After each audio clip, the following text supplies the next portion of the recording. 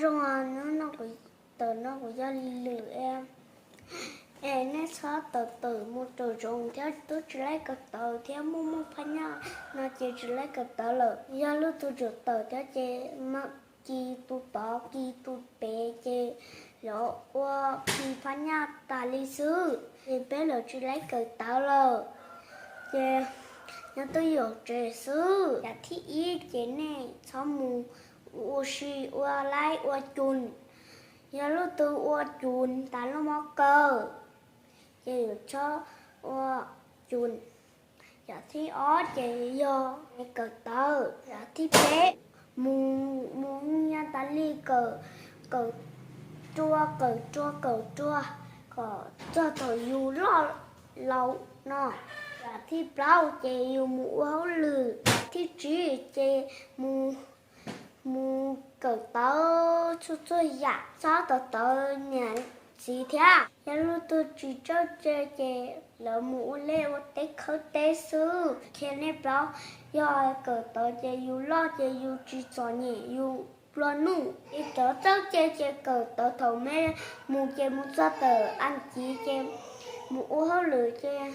lấy nhỉ bây giờ đi cho mình nhỏ phụ bể tao sẽ sư bây giờ hãy năng nó phụ bể tao trong sư chị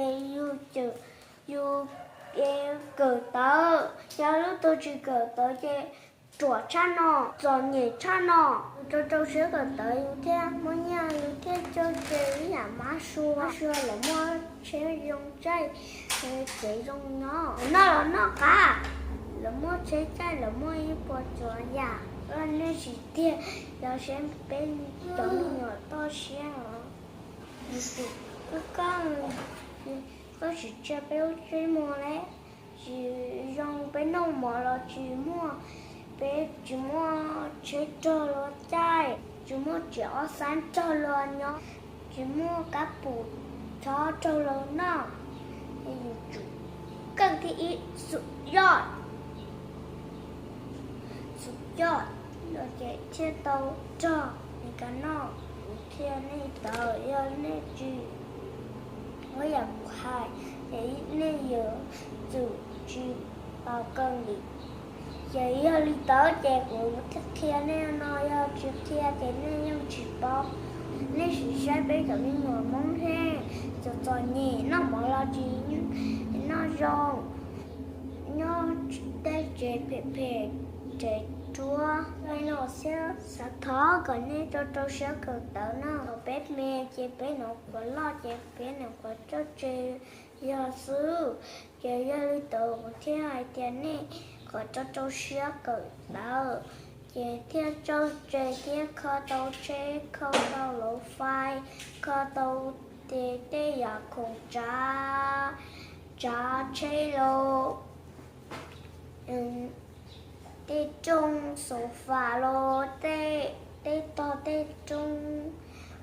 trung rổ lô thó có nè cờ tớ có cân nó nè theo good job nó nè thó có nè bùa ý giả của hai của theo thì trong nè đẹp nè giờ tụi nâng chỉ chia